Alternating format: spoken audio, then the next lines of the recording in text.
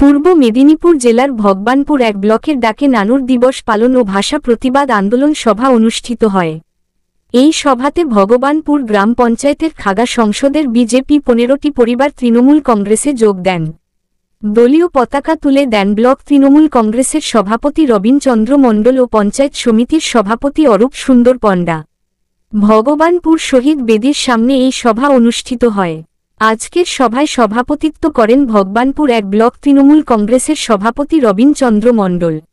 উপস্থিত ছিলেন কাথি সাংগঠনিক জেলা তৃণমূল কংগ্রেসের যুব সভাপতি জালাল উদ্দিন খান, ভগবানপুর এক পঞ্চায়েত সমিতির সভাপতি অরূপ সুন্দর পণ্ডা, ভগবানপুর এক ব্লক তৃণমূল কংগ্রেস সভাপতি সৌরভ কান্তি বেরা। এছাড়াও সকল পঞ্চায়েত সমিতির সদস্য কর্মাধ্যক্ষ, সকল প্রধান ও অঞ্চল সভাপতিগণ।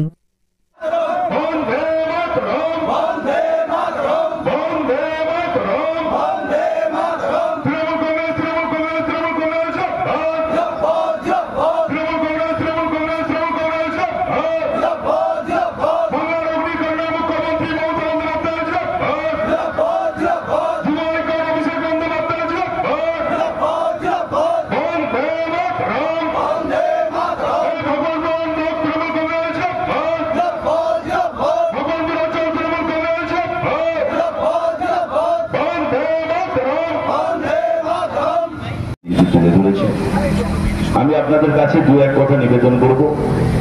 আপনারা সবাই জানেন যে এই নানুর দিবস 2000 সালে 27শে জুলাই ঠিক আজকের দিনে একজন সংখ্যালঘু গরিব কৃষিজীবী মানুষকে তৎকালীন বামফ্রন্টের হানমাদ বাহিনী একটি ঘরের মধ্যে আলোচনার জন্য ডেকে সবাইকে গুলি করে হত্যা করেছিল। সেই দিনটি প্রতি বছর আমাদের নেত্রী মাননীয় মুখ্যমন্ত্রী নির্দেশ মতো আমরা শ্রদ্ধার সঙ্গে তাদেরকে স্মরণ করি। সেই সঙ্গে আজকে ভাষা আন্দোলনের যে পটভূমি তারও রূপ দান দেওয়া হচ্ছে। এবং কেন দুটো দিনকে, দুটো দিবসকে একই দিনে নিয়ে এসে তৃণমূল কংগ্রেস এই আন্দোলনের নতুন করে সূচনা শুরু করেছে। আপনারা যদি একটু পিছিয়ে যান, তৎকালীন কংগ্রেসের নেত্রী, যুবনেত্রী হিসেবে মাননীয় মুখ্যমন্ত্রী Mamata Bandyopadhyay 1993 no ID card no vote থেকে শুরু করে একের পর এক আন্দোলনের মধ্য দিয়ে তিনি যখন এগোচ্ছেন, পরবর্তীকালে 2098-তে তিনি তৃণমূল কংগ্রেস গঠন করলেন এবং বামফ্রন্টের সঙ্গে লড়াইতে একের পর এক ভাবে অনেক তৃণমূল কর্মী, নানুরু যেমন আমাদের একজন সংখ্যালঘু ভাই নিহত হয়েছিল। পরবর্তীকালে আমরা কৃষকের জোর করে জমি কেড়ে নিয়েছি, সিঙ্গুরের আন্দোলন, যেখানে তাপসী মালিককে ধর্ষণ করে খুন করা হয়েছিল। পরবর্তীকালে নন্দীগ্রামে দাঁড়িয়ে যেখানে শয়ে মানুষের উপর জোর করে তার জমি কেড়ে নেওয়ার জন্য তাদের উপরে তৎকালীন পুলিশ এবং হানমাদ বাহিনী মিলে গুলি চালিয়ে মানুষকে হত্যা করেছিল। প্রত্যেকটা জায়গায় মমতা বন্দ্যোপাধ্যায় আন্দোলন করেছেন এবং সেই আন্দোলনের ফসল হিসাবে যেমন তিনি কৃষিজীবী মানুষের জমি দখলকে বন্ধ করতে পেরেছেন, সংখ্যালঘু মানুষকে যেমন নতুন করে তাদের সম্মানের সঙ্গে প্রতিষ্ঠিত করেছেন, আবার 2011 সালে মামাটি মানুষের আশীর্বাদ নিয়ে তিনি মুখ্যমন্ত্রী হওয়ার পর থেকে মানুষের উন্নয়ন দিয়ে বাংলাকে এগিয়ে নিয়ে যাওয়ার চেষ্টা করেছেন। প্রতিটা ক্ষেত্রে ওরা ভারতবর্ষের একমাত্র অগ্নিকন্যা হিসাবে, আন্দোলনের নেত্রী হিসাবে মাননীয় মুখ্যমন্ত্রী নিজেকে প্রতিষ্ঠিত করেছেন। যখনই দেখা গেছে একটা রাষ্ট্র শক্তি অন্যায়ভাবে মানুষের উপর অত্যাচার শুরু করেছে কিংবা অন্যায়ভাবে মানুষের গণতান্ত্রিক অধিকার কাড়িয়ে নেওয়ার চেষ্টা করেছে কিংবা বাংলাকে অপদস্থ করা হয়েছে, তখন বাংলার সংস্কৃতি, বাংলার সম্প্রীতিকে সামনে রেখে তিনি একের পর এক আন্দোলনের পুরো ভাগে থেকে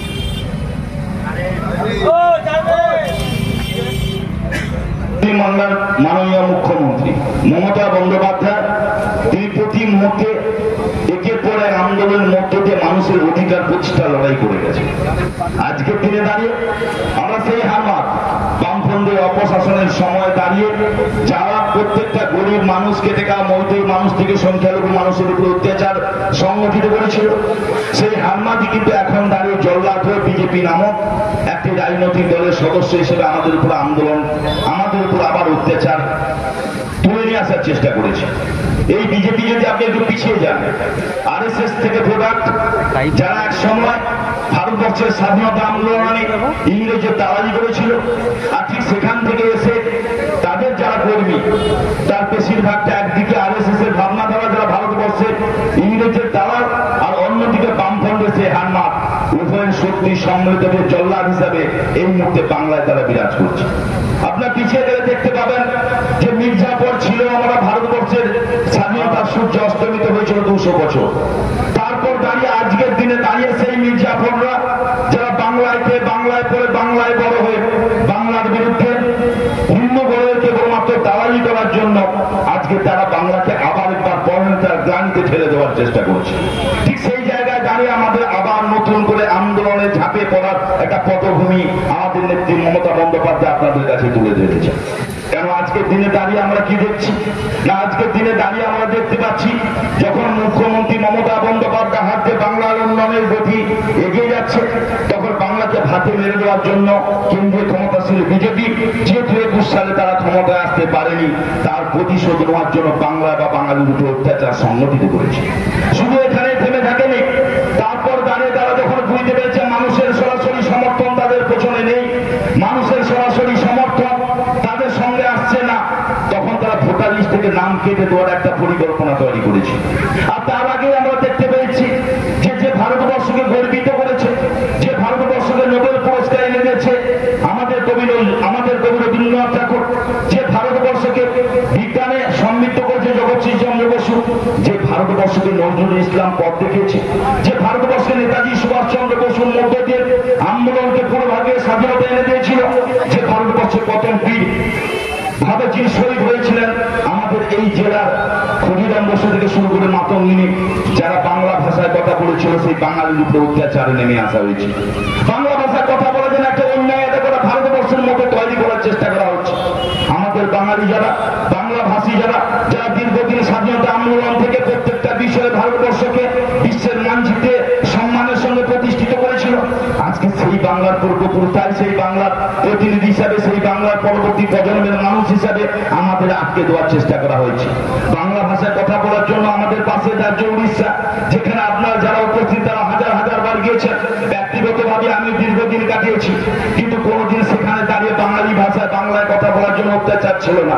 কিন্তু মাত্র কয়েকদিন আগে বিজেপি সরকার ক্ষমতা আসার পর সেখানে বাংলা ভাষায় কথা বলার জন্য একটা উন্নয়ন হিসেবে ঘোষণা করা হয়েছে, নিয়ে যাওয়া হচ্ছে ডিটেনশন ক্যাম্পে। আমাদের এলাকায় অনেকজনকে আটকে রাখা হয়েছিল, কোর্ট বলে প্রায় 5 জন সংখ্যালঘু ভাইকে আটকে রাখা হয়েছিল, তাদেরকে মমতা ব্যানার্জির সহায়তা পুলিশের সহযোগিতা নিয়ে আমরা ছাড়িয়ে এনেছি। ইতিমধ্যে আমাদের এখানে ভগবানপুর এলাকার একজন মানুষকে ওখানে চাষের জন্য গিয়েছিল কয়েকদিন, সেখানে দাঁড়িয়ে তার উপর অত্যাচার করা হয়েছে, মারধর করা হয়েছে, ডিটেনশন ক্যাম্পে আটকে রেখে তার উপর অত্যাচার করা হয়েছে, সেগুলো তারপর তাকে ছাড়িয়ে আনা হয়েছে। তিনি বর্তমানে অসুস্থ আছেন। একের পর